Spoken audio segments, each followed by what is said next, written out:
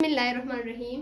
Class first year chapter number 2 vectors and equilibrium का numerical जो है एग्जाम्पल 2.5 है हमारे पास। एग्जाम्पल 2.5 हम लोग जो है ना बुक से पढ़ते हैं। हमें बुक में दिया गया है what is the magnitude and direction of a vector A which is lying in the first quadrant and when its both perpendicular components are of 5 units. यानी मैग्नीट्यूड और डायरेक्शन हम लोगों ने वेक्टर ए का फाइंड आउट करना है जो कि फर्स्ट क्वाड्रेंट में पाया जाता है। इसके जो दोनों परपेंडिकुलर है यानी जो 90 डिग्री पर होता है, एक वाई कंपोनेंट होता है, एक एक्स कंपोनेंट होता है, वो दोनों हमारे पास 5 यूनिट्स हैं। इसको हम लोग इस डायग्राम के थ्रू समझते हैं। इसमें ये कह रहे थे कि मैग्नीट्यूड हम लोगों ने फाइंड आउट करना है और थीटा यानी डायरेक्शन फाइंड आउट करना है। और इनके जो दोनों परपेंडिकुलर थे, परपेंडिकुलर का मतलब ये है जिसके दरमियान जो ना 90 डिग्री का एंगल बन रहा हो, वाई कंपोनेंट और एक्स कंपोनेंट, इसके जो दोनों परपेंडिकुलर है वो 5 यूनिट्स के बराबर हैं।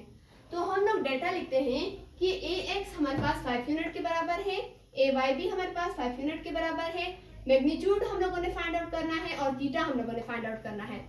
तो मैंने आप लोगों को पहले भी बताया कि जब हम लोग मैग्नीट्यूड फाइंड आउट कर रहे होते हैं तो हम लोगों के पास उसका जो फार्मूला है वो है स्क्वायर रूट ए एक्स कंपोनेंट का स्क्वायर प्लस ए वाई कंपोनेंट का स्क्वायर।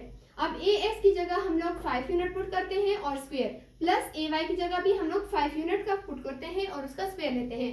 देन फिर हमारे पास मैग्नीट्यूड ऑफ ए आ जाएगा। अब यहाँ पर हम लोगों ने ए एक्स की जगह 5 पुट कर दिया प्लस ए वाई की जगह भी 5 पुट कर दिया। अब जब हम लोग 5 का स्क्वायर लेते हैं यानी 5 को हम लोग 2 टाइम्स मल्टीप्लाई करेंगे, 5 5 जार 25 प्लस 5 5 जार 25। अब इन दोनों को हम लोगों ने आपस में प्लस करना है तो इन दोनों को प्लस करके आपस में हमारे पास आएगा 50। अब हम लोगों ने 50 का स्क्वायर रूट लेना है। स्क्वायर रूट हम लोग किस तरह लेते हैं, सबसे पहले हम लोग स्क्वायर रूट का बटन दबाते हैं और 50 लिखते हैं। सॉरी यहाँ पर 0 भी आ गया। स्क्वायर रूट 50 हमारे पास आंसर आया 7.07। इस 7 को हम लोग राउंड ऑफ करके ये 0 जो है ना हमारे पास 1 बन जाएगा, यानी हमारे पास मैग्नीट्यूड ऑफ ए 7.1 आया। Magnitude of A is equals to 7.1 आया।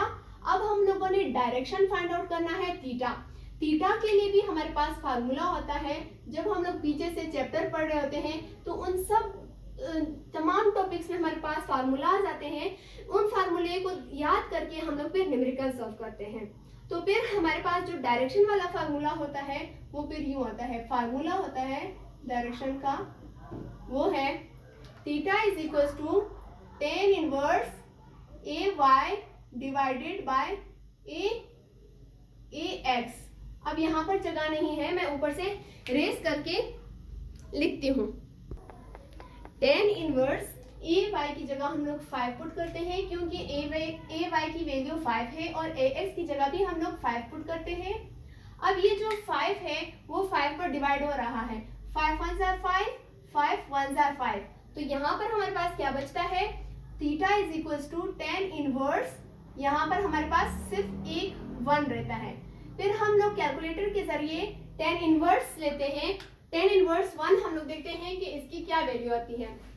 सबसे पहले हम लोग यहाँ पर शिफ्ट दबाते हैं।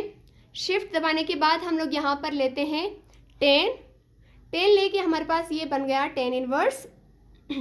tan इनवर्स 1 हम लेंगे, हमारे पास आंसर आएगा इसका 45।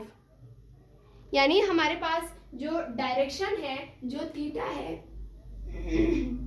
वो 45 डिग्री है।